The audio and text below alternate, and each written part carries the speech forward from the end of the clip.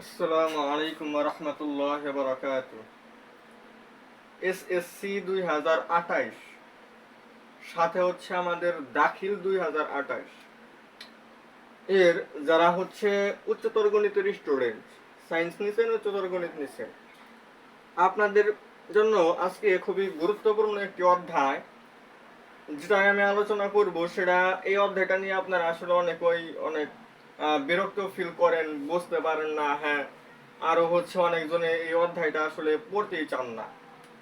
তো আমাকে আসলে একজন কমেন্ট করছেন যে ভাইয়া এই অধ্যায়টার উপর একটা ক্লাস দেন। তো আমি আজকে একটা ক্লাসের মাধ্যমে আমি এই একটা ক্লাসের মাধ্যমে সম্পূর্ণ অধ্যায় আলোচনা করব। অর্থাৎ এই অধ্যায় থেকে যত প্রকার টাইপ প্রশ্ন বিগত বছরে আসছে বা আসতে পারে, সকল টাইপ আমি এই এক ভিডিওতে আপনাদের সামনে তুলে ধরার চেষ্টা করব। আমরা বেশ কিছু বোর্ড প্রশ্ন সলভ করব, কিছু বোর্ড এমসিকিউ, কিছু সৃজনশীল, এগুলো আমরা সমাধান করার চেষ্টা করব। এবং এই অধ্যায়ের মূল বেসিক জিনিসগুলো আমরা খুব স্ট্রং ভাবে বোঝার চেষ্টা করব। তো যারাই আসলে এই অধ্যায়ের উপর একটু বিরক্ত ফিল করেন, আপনারা বুঝতে পারেন না, তো আপনাদের সবার কাছে একটাই রিকোয়েস্ট আমি করব। আপনারা শুধু 28 ব্যাচ না, আপনারা 27 ব্যাচের যারা আছেন, আপনাদেরও কিন্তু সামনে টেস্ট পরীক্ষা হবে, এসএসসি পরীক্ষা হবে। আপনাদেরও কিন্তু এই অধ্যায়টা আসলে একটু সমস্যা থাকতেই পারে, তাই না? তো আমি বলি, যারা হচ্ছে 27 ব্যাচ এবং 28 ব্যাচ, এই দুইটা ব্যাচের স্টুডেন্ট যারা আছেন, আমার এই ক্লাসটা আপনারা খুব সুন্দর করে একদম শুরু থেকে শেষ পর্যন্ত আপনারা মনোযোগ সহকারে খুব ধৈর্য ধরে একটু কষ্ট হলেও বোঝার চেষ্টা করবেন। এতে আপনাদের এই অধ্যায় থেকে আমি এতটুকু বলতে পারি যে এই অধ্যায়ে এই ক্লাসটা যে করবে, এই ক্লাসটা শেষ হওয়ার পরে ওর আর এই অধ্যায়ের উপর কোনো প্রকার কনফিউশন, কোনো প্রকার সমস্যা, কোনো কিছু আর থাকবে না। ও দেখবে যে আমাদের মোট 14টা অধ্যায় আছে, এই 14টা অধ্যায়ের মধ্যে এটা একদম সহজ একটি অধ্যায় মনে হচ্ছে। তো এখন আমি প্রথমে কিছু বেসিক আলোচনা করব এবং ধাপে ধাপে আমরা কিছু ম্যাথ সমাধান করব। তো এই অধ্যায়টা আমরা আলোচনা করার সময় একদম শুরুতে যে জিনিসটা মাথায় নিয়ে আসলাম, সেটা হচ্ছে আমাদের বহুপদী। ভাইয়া, বহুপদী কি জিনিস? বহুপদীকে চেনার দুইটা শর্ত, এই দুইটা শর্ত যে পূরণ করবে সেই বহুপদী। দুইটা শর্তর কথা আমি বলছি, এই দুইটা শর্ত যার মধ্যে থাকবে সেই হচ্ছে বহুপদী। আর এই দুইটা শর্তের মধ্যে মাত্র একটা শর্ত আছে, অন্যটা নাই, অথবা দুইটার একটাও নাই, তাহলে সেটা বহুপদী হবে না। কথা শেষ। এবার আসেন আমি শর্ত দুইটা লিখি। 1 নম্বর হচ্ছে পাওয়ার স্বাভাবিক সংখ্যা হতে হবে। স্বাভাবিক সংখ্যা হতে হবে।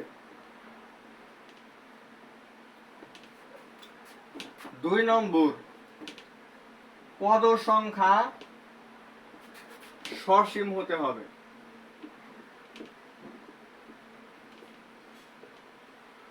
আপনারা মনে হয় কেউ আসলে এই দুইটা শর্ত বুঝেন নাই, বাট আমি এখন আপনাদের সামনে বিস্তারিত এই দুইটা আমি বুঝিয়ে দেওয়ার চেষ্টা করব, যার মাধ্যমে আপনারা দেখতে পারবেন যে হচ্ছে আমরা আসলে খুব সুন্দর করে বুঝতে পারলাম। পাওয়ার স্বাভাবিক সংখ্যা হতে হবে। পাওয়ার স্বাভাবিক সংখ্যা, স্বাভাবিক সংখ্যার সেটকে আমরা এন দ্বারা প্রকাশ করি। বড় হাতের এন, যেটার মান হচ্ছে আমাদের 1 2 3 4 ডট ডট এরকম কিন্তু আমাদের অসংখ্য মান হতে পারে। এখানে কি আমাদের কোনো ঋণাত্মক সংখ্যা আছে?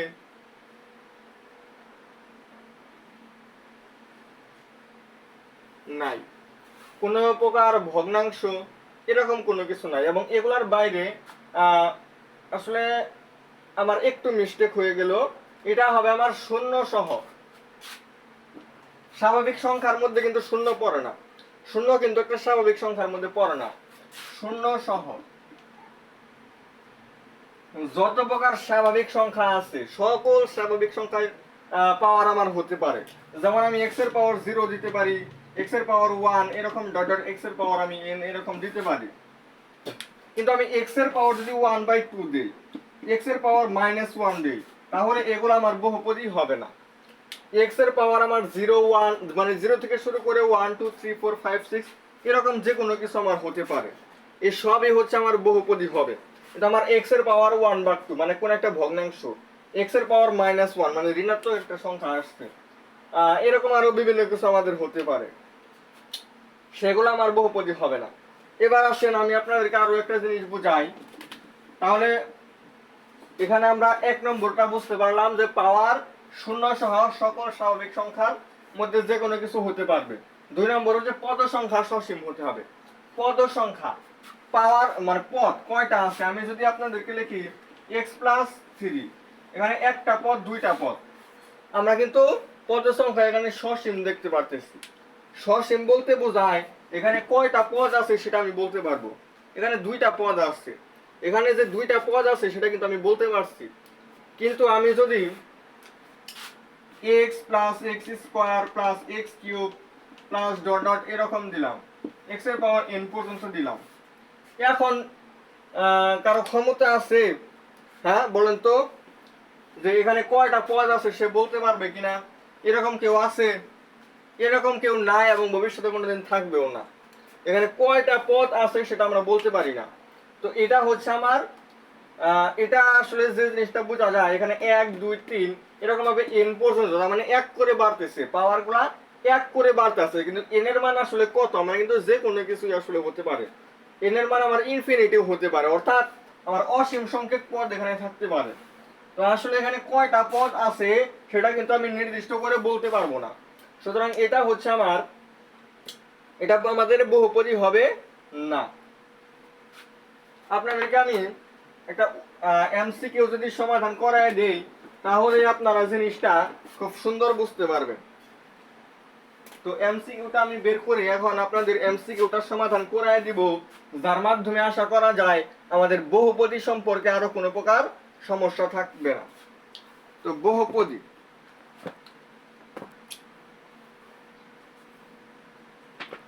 আমি এখন আপনাদের সামনে এই বহুপদীটা দেখাবো।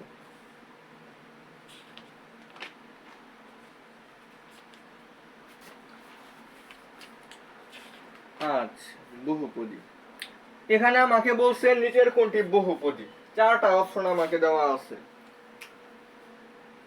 x প্লাস 1/x, এরপর আচ্ছা আমি হাতে নিয়ে লিখি x square plus x square minus x divided by x cube minus x square minus x divided by x cube minus x। 4 number হচ্ছে x cube plus x to the power minus 2, x cube plus x to the power minus 2। এই চারটা option, এই এমসিকিউটা আমাদের board পরীক্ষায় আসছিল। এখানে আমাকে প্রশ্ন করছে কোনটা বহুপদী। আমি যদি এইটার মধ্যে যদি খেয়াল করি, এখানে পাওয়ার 2 এখানে পাওয়ার 1 1 2 এগুলা যদি আমার পাওয়ার হয় তাহলে কিন্তু এটা বহুপদী হতে পারে, এবং এখানে দুইটা পদ আছে, তাহলে আমরা বলতে পারি যে এটা হচ্ছে আমাদের বহুপদী। কিন্তু এখানে যে আমার নিচে মাইনাস আছে, যারা হচ্ছে সূচক ও লগারিদম পড়ছেন আপনারা কিন্তু এই জিনিসটা বুঝবেন। আমরা 1/x কে কিন্তু আমরা x এর পাওয়ার -1 লিখতে পারি, পাওয়ার -1 আসলো, তাহলে আমরা 1/x কে x এর পাওয়ার -1 কিন্তু লিখতে পারি। এটা যারা সূচক লগারিদম, এটা হচ্ছে আমাদের জেনারেল ম্যাথ যে বইটা, জেনারেল ম্যাথ বইয়ের 4 নম্বর অধ্যায়। আর হচ্ছে উচ্চতর গণিতের যে বিষয়টা আমরা পড়তেছি এটা 9 নম্বর অধ্যায়। তো এই দুইটা অধ্যায়ে আমাদের সূচক সম্পর্কে আলোচনা আছে, লগারিদম সম্পর্কে আলোচনা আছে। ওই অধ্যায় এর ওই দুইটা অধ্যায়ের মধ্যে যে কোনো একটা অধ্যায় যদি কেউ পড়ে থাকেন অবশ্যই আপনারা বুঝবেন। তাহলে আমরা কি বলেন, যারা এই অধ্যায়টা পড়ছেন আপনারা কিন্তু খুব সুন্দর করে জানেন 1/x কে আমরা x এর পাওয়ার -1 লিখতে পারি। আর পাওয়ার যেহেতু -1 হয়েছে সুতরাং এটা বহুপদী হতে পারবে না। পাওয়ার -2 তাহলে এটা বহুপদী হতে পারবে না। এখানে কি হবে তাহলে, আমরা এই যে উপরে উপর থেকে আমরা x কমন নেই, দেখেন কি হয়। তাহলে আমাদের হয় x - 1, x কমন নিলে হয় x স্কয়ার -1 মানে হচ্ছে x + 1 x - 1, এটা এটা এটা এটা কাটা যাব 1/x + 1, এটাকে আমরা লিখতে পারবো x + 1 এটার পাওয়ার -1। এই যে দেখেন এটা কেন বহুপদী হইল না, এটা কেন অ্যান্সার হবে না আমাদের? পাওয়ার -1 আসছে, 1 বাই সামথিং, ওটাকে লেখা যায় সামথিং টু দি পাওয়ার -1। তো এটা আমাদের যেহেতু পাওয়ার -1 আসছে, সুতরাং এটা বহুপদী হবে না। আর এটার মধ্যে আমার পাওয়ার কখনো ঋণাত্মক আসে নাই, বা কোন একটা ভগ্নাংশ আসে নাই, এবং আমাদের পদ সংখ্যা কয়টা আছে সেটা আমরা বলতে পারছি, সুতরাং এটা হচ্ছে আমাদের বহুপদী। তাহলে বহুপদীর মধ্যে আমাদের কিছু প্রকারভেদ আছে, সেই জিনিসগুলো আমরা ছোট্ট করে একটু দেখে নেব। একটা বহুপদীর মধ্যে যেমন আমি একটু আগে যে বহুপদীটা লিখছিলাম x² + x, এখানে কয়টা চলক আছে? একটা, তার মানে এটা এক চলক বিশিষ্ট বহুপদী। চলক দুইটা থাকলে দুই চলক বিশিষ্ট বহুপদী। চলক দুইটার বেশি থাকলে তিন চলক বিশিষ্ট বা বহু চলক বিশিষ্ট বহুপদী। ওই জিনিসগুলো আমরা দেখে নেব।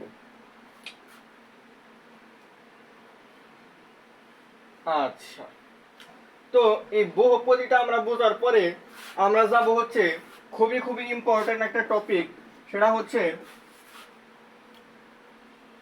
আমাদের চক্রক্রমিক এবং প্রতিসম। চক্রক্রমিক আর হচ্ছে প্রতিসম, অর্থাৎ আমাকে একটা রাশি দিবে, রাশি দিয়ে বলবে যে এটা প্রতিসম হবে কিনা, বা এটা চক্রক্রমিক হবে কিনা, বা চারটা অপশন দিল কোনটা চক্রক্রমিক বা কোনটা হচ্ছে প্রতিসম। এই দুটো জিনিস আমরা বুঝবো। এবং বহুপদীর মধ্যে আমার আরো একটা প্রকারভেদ ছিল, এটা খুবই গুরুত্বপূর্ণ একটা প্রকারভেদ, এটা হচ্ছে সমমাত্রিক বহুপদী। সমমাত্রিক সমমাত্রিক বহুপদী, এই এই তিনটা জিনিস আমরা খুব সুন্দর করে বোঝার চেষ্টা করব। আচ্ছা, আমি যদি আপনাদেরকে একটা জিনিস দেখাই, যে হচ্ছে x² y² এবং z², এটার মধ্যে আমার এটার পাওয়ার 2, এটার পাওয়ার 2, এটার পাওয়ার 2, সবগুলা পাওয়ার কি সেম না? পাওয়ারের আরেক নামই হচ্ছে আমার ঘাত।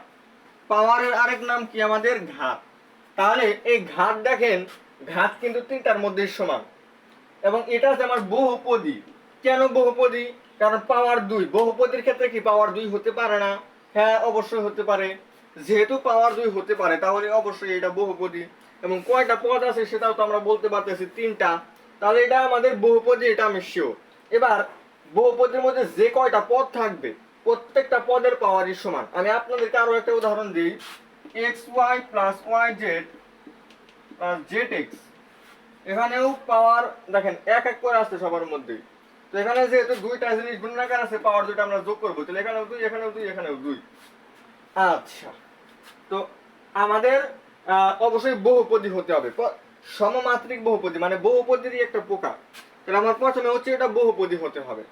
দেখলাম বহুপদী কিনা, হ্যাঁ এটা বহুপদী। এরপর হচ্ছে আমাদের বহুপদীর মধ্যে যে কয়টা পদ থাকবে, প্রত্যেকটা পদের পাওয়ার অর্থাৎ মাত্রা আমাদের সমান হবে।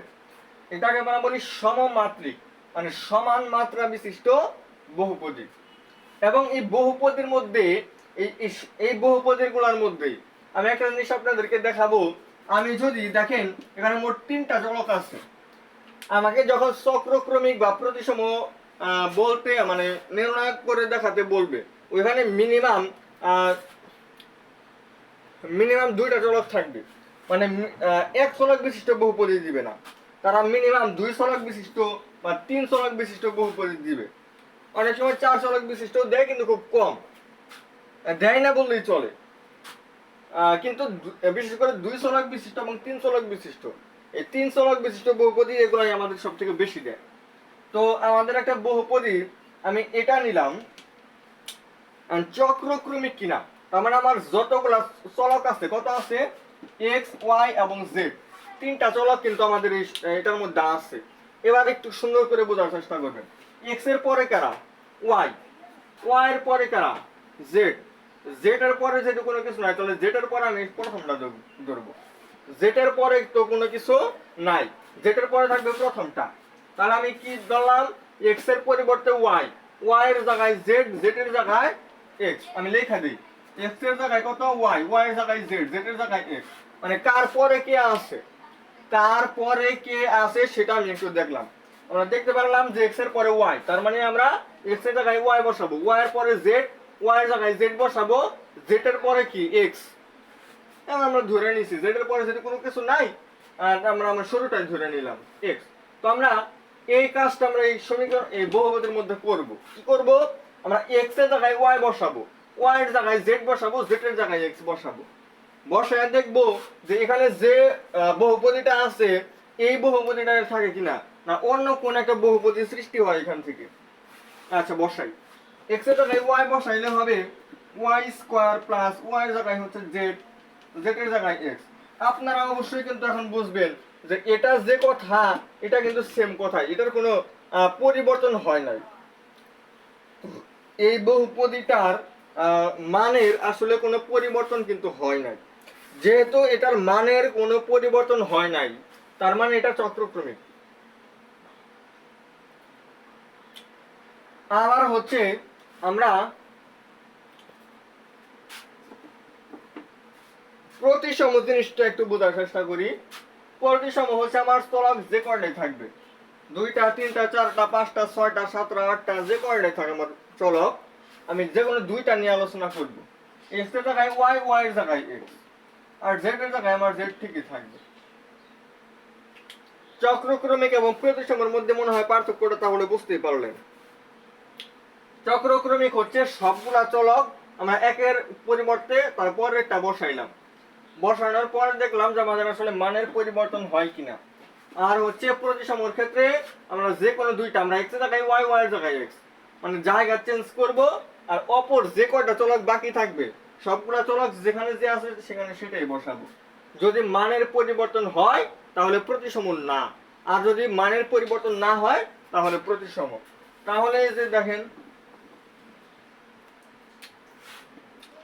এক্স এর জায়গায় ওয়াই, তাহলে ওয়াই স্কোয়ার, ওয়াই এর জায়গায় কত এক্স, এক্স স্কোয়ার, আর জেড এর জায়গায় কিন্তু জেড ঠিকই থাকবে, জেড এর জায়গার কোনো পরিবর্তন করা যাবে না।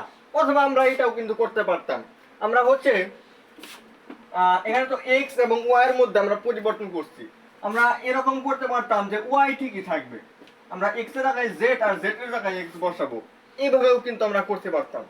আবার ধরেন আমরা এটাও না করে আমরা হচ্ছে এক্স এর জায়গায় এক্স ঠিকই থাকবে, ওয়াই এর জায়গায় জেড, জেড এর জায়গায় ওয়াই বসাই আমরা দেখব, তাহলেও হতে পারে। আমরা যে কোনো দুইটা চলক আমরা স্থান বিনিময় করে মানে ইন্টারচেঞ্জ করে আমরা দেখব মানের কোনো পরিবর্তন হয় কিনা। মানের পরিবর্তন না হলেই সেটা প্রতিসম। আর চক্রক্রমিক হচ্ছে সবগুলো পথ আমরা মানে চলকগুলা পরিবর্তন করব, জায়গার পরিবর্তন করব, পরিবর্তন করলে যদি মানের পরিবর্তন না হয় তাহলেই আমাদের চক্রক্রমিক হবে। আর সমমাত্রিক বহুপদী মানে হচ্ছে প্রথম শর্ত হচ্ছে বহুপদী হতে হবে। বহুপদীর জন্য আমার দুইটা শর্ত ছিল, বহুপদীর জন্য দুইটা শর্ত কি কি ছিল? পদ সংখ্যা শূন্য সংখ্যা সকল ধনাত্মক পূর্ণ সংখ্যা, এরপর হচ্ছে পদ সংখ্যা সসীম হতে হবে।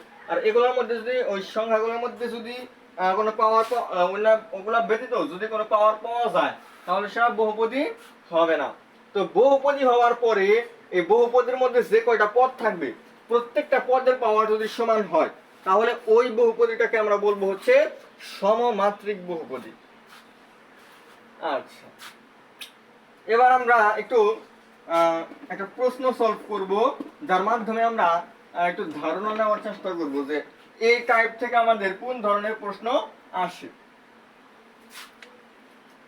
আমাকে বলছে নিচের কোনটি চক্রক্রমিক রাশি, আমাকে 4টা অপশন দিছে, আমাকে 4টা অপশন দিয়ে তারা বলছে যে এই 4টার মধ্যে কোনটা চক্রক্রমিক রাশি। এগুলো আমাদের খুবই গুরুত্বপূর্ণ। আজকে যে কয়টা টপিক আছে, যতগুলো টাইপ আছে, আল্লাহ তাআলা যদি আমাকে তৌফিক দেন আমি সবগুলো আলোচনা করার চেষ্টা করব এবং প্রত্যেকটা টপিক থেকে কিছু কিছু প্রশ্ন সমাধান করার চেষ্টা করব, যাতে একদম বেসিক জিনিসগুলো আপনাদের একদম আইডিয়া হয়ে যায়। এরপরে আমরা পরবর্তী এক ভিডিওতে হয়তো এটা নিয়ে একটু অ্যাডভান্স আলোচনা করলাম। বেসিক যতটুকু বেসিক জিনিসটুকু আমরা আজকে নিয়ে যাওয়ার চেষ্টা করব ইনশাআল্লাহ। ক নম্বর দেওয়া আছে হচ্ছে 1/a cube plus 1/b cube minus 1/c cube। এরপর দেওয়া আছে হচ্ছে আমার 1/b cube c cube minus a cube, 1/b cube 1/c cube minus 1/a cube. এরপর কি দেওয়া আছে, আচ্ছা 1/c cube 1/a cube 1/b cube, আর হচ্ছে আমাদের 1/a cube 1/b cube 1/c cube. এইগুলা দিয়ে আমাকে বলছে যে চারটা অপশনে চারটা বহুপদী দিলাম। এইগুলার মধ্যে এগুলো কিন্তু আসলে বহুপদী হয় না, তারা বলে দেয় না যে এটা বহুপদী। বহুপদী না হয়েও চক্রক্রমিক প্রতিসম এগুলো হতে পারে। কিন্তু সমমাত্রিক বহুপদী হওয়ার শর্ত হচ্ছে আগে বহুপদী হতে হবে।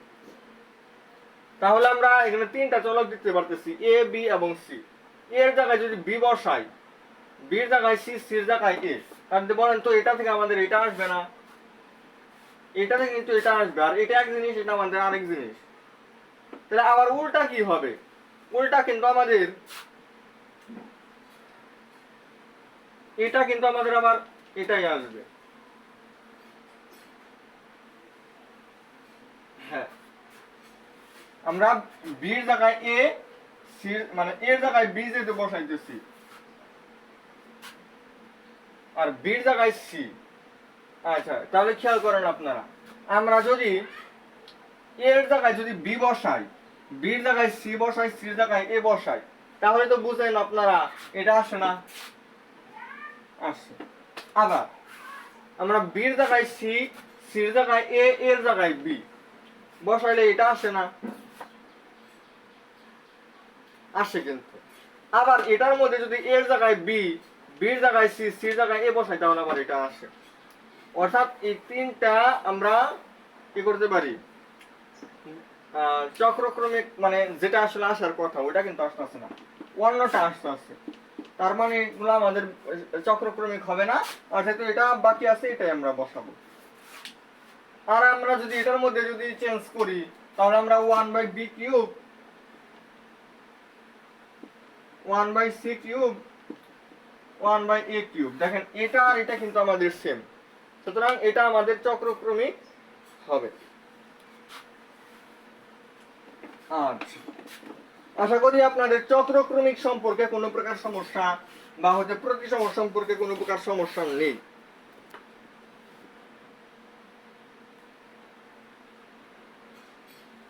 এবার আমাকে বলছে চারটা অপশন দিলাম, বলো কোনটা সমমাত্রিক বহুপদী, কোনটা সমমাত্রিক বহুপদী। এই প্রশ্নটা আমরা সমাধান করার চেষ্টা করব।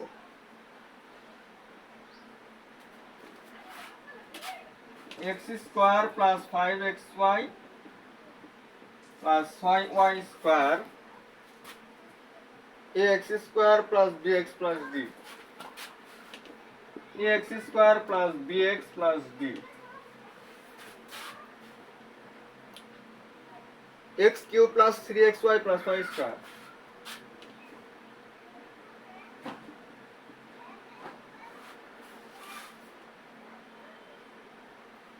y square plus 5y plus 2।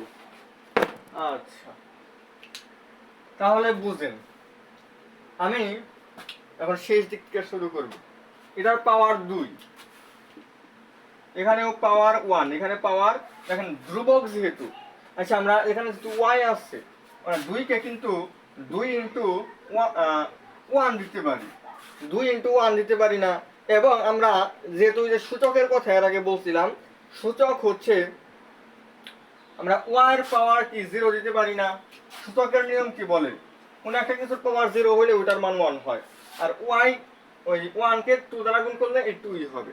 তার মানে আমরা এই পদের পাওয়ার কিন্তু আমরা 0 বলতে পারি। আচ্ছা, এরপর আমি ব্যাখ্যা দিতেছি, আগে সবগুলো করি। এখানে আমাদের 3, এখানে 1 এবং 1, এখানে আমরা 2।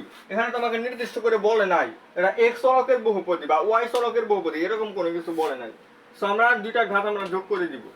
এখানেও আমরা 2 দেখতেছি, এখানে 2, এখানেও 1, এখানে হচ্ছে 0। এখানে 2, এখানে 2, এখানে 2। আমার প্রশ্ন ছিল কোনটা সমমাত্রিক বহুপদী। সমমাত্রিক বহুপদী, দেখেন আমি যে কয় জায়গায় পাওয়ার গুলা লিখছি, মানে প্রত্যেকটা পদের পাওয়ার আমি লিখছি। এই পাওয়ার গুলার মধ্যে কখনো কি কোনো জায়গায় পাওয়ার শূন্য এবং ধনাত্মক পূর্ণ সংখ্যা ব্যতীত অন্য কোনো জিনিস আসছে? কোন একটা মাইনাসের পাওয়ার বা হচ্ছে কোন একটা ভগ্নাংশ এরকম কোনো কিছু আসছে? বা এখানে কয়টা পদ আছে যেটা আমরা বলতে পারতেছি না, এরকম কোনো কিছু না। তার মানে আমাদের সবগুলাই বহুপদী। বহুপদীর মধ্যে সবগুলো পাওয়ার সমান হবে কার? মানে সমমাত্রিক বহুপদী, মানে পাওয়ার গুলো সমান হইতে হবে। দেখেন তো এখানে 2, এখানে 1, এখানে 0, এটাকে পাওয়ার গুলো সমান হয়েছে? না, তো পাওয়ার গুলো সমান হয় নাই, তাহলে এটা সমমাত্রিক বহুপদী হবে না। এটার ক্ষেত্রে কি পাওয়ার গুলো সমান হয়েছে? আপনারা কি বুঝেন? অবশ্যই এটা কিন্তু বহুপদী হবে না। এটার মধ্যে কি পাওয়ার গুলো সমান হয়েছে? এই দুটা সমান হয়েছে, বাট এটা তো আর সমান হয় নাই। এটার মধ্যে দেখেন সবগুলাই সমান হয়েছে, সুতরাং এটা হচ্ছে আমার সমমাত্রিক বহুপদী। তাহলে আমরা সমমাত্রিক বহুপদী, প্রতিসম, চক্রক্রমিক এবং হচ্ছে আমরা বহুপদীর কিছু প্রকারভেদ, এই জিনিসগুলো আমরা খুব সুন্দর করে বোঝার চেষ্টা করলাম। এরপর আমরা আসবো হচ্ছে ভাগশেষ উপপাদ্য এবং হচ্ছে ভাগশেষ উপপাদ্যের বিপরীত উপপাদ্য। এই দুইটা উপপাদ্য আমরা বোঝার চেষ্টা করব। তাহলে আমরা এখন শুরু করব হচ্ছে ভাগশেষ উপপাদ্য। কেবল 26 মিনিট হয়েছে, কেবল ক্লাস হচ্ছে মাত্র 26 মিনিট। আমরা অলরেডি কয়েকটা টপিক সম্পর্কে আলোচনা করে ফেলছি, আর বেশ কিছু টপিক আমরা ধাপে ধাপে আলোচনা করব, যার মাধ্যমে আমাদের হয়ে যাবে। আচ্ছা, যাই হোক, আমরা এখন কিছু দেখবো। যেমন আমাদের এফ অফ এক্স থাকতে পারে। এফ অফ এক্স হচ্ছে আমার x square plus 5x minus 6, এরকম হতে পারে। তাহলে এটা আমার একটা বহুপদী এবং এটাকে আমরা একটা ফাংশনের মাধ্যমে প্রকাশ করছি।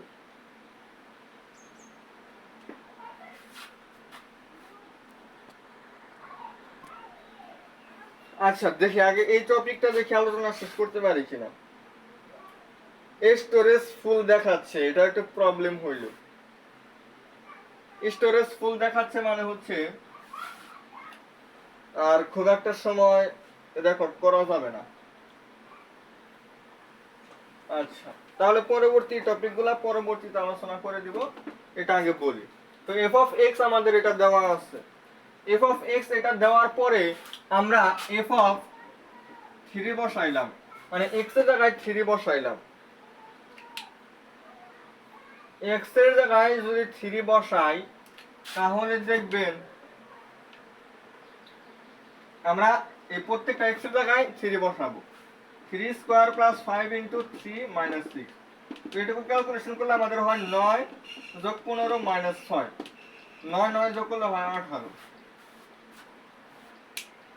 তাহলে বুঝতে পারলেন আমরা x সমান কত বসাইছি? 3, আর 3 এর পাশে আসলে মাইনাস 3, এটা সমান হবে 0, x মাইনাস 3।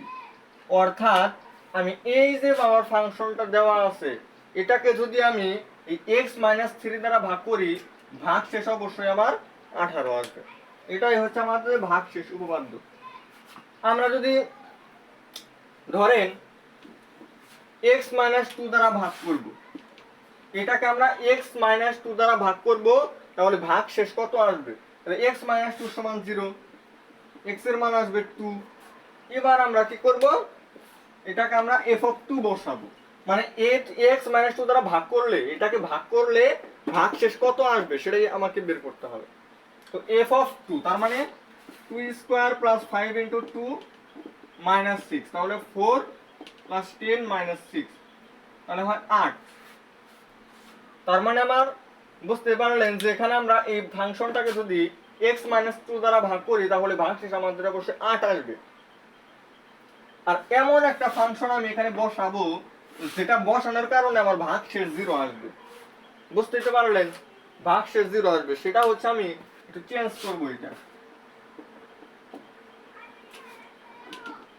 এটা একটু শর্টকাটে বুঝে ক্লাসটা শেষ করে দিই, কারণ স্টোরেজ ফুল, এগুলো সবকিছু ঠিক করে এরপর হচ্ছে নিতে পারবো। এফ অফ এক্স আমাদের এইটা। এখন হচ্ছে আমরা এফ অফ টু যদি বসাই, এখন কিন্তু আমরা ফাংশন চেঞ্জ করে দিছি। 5 into two plus 6, 4 minus 10 plus 6, 4 minus 4 সমান হচ্ছে 0। যেহেতু ভাগশেষ 0 আসছে, তার মানে আমরা x সমান 2 বসাইছি না, x মাইনাস 2 হচ্ছে এটার একটা উৎপাদক। x মানে এটাকে উৎপাদকে বিশ্লেষণ করলে একটা আসবে হচ্ছে x মাইনাস 2। এটা হচ্ছে আমার বিপরীত উপপাদ্য। তো এই দুইটা উপপাদ্য সম্পর্কে একটু বললাম। এরপর আমরা বহুপদী সম্পর্কে একটু আইডিয়া নিছি। এরপর হচ্ছে আমরা বহুপদী, চক্রক্রমিক, সমমাত্রিক বহুপদী, প্রতিসম সম্পর্কে আইডিয়া নিছি। তো আগামী ক্লাসে আমরা এরপর থেকে আলোচনা শুরু করব। আজকে যেহেতু স্টোরেজ ফুল হয়ে গেছে, কিছু স্টোরেজ আর কি খালি করতে হবে ফোন থেকে। তো এই সমস্যাটা আর কি মাঝে মধ্যেই হয়। তো এই সমস্যাটা আগে দূর করে এরপর হচ্ছে আগামী দিন আমরা পরবর্তী অংশ থেকে শুরু করার চেষ্টা করব। তো আজকের ক্লাসটি আমাদের এই পর্যন্ত থাকবে। আসসালামু আলাইকুম ওয়া রাহমাতুল্লাহি ওয়া বারাকাতুহু।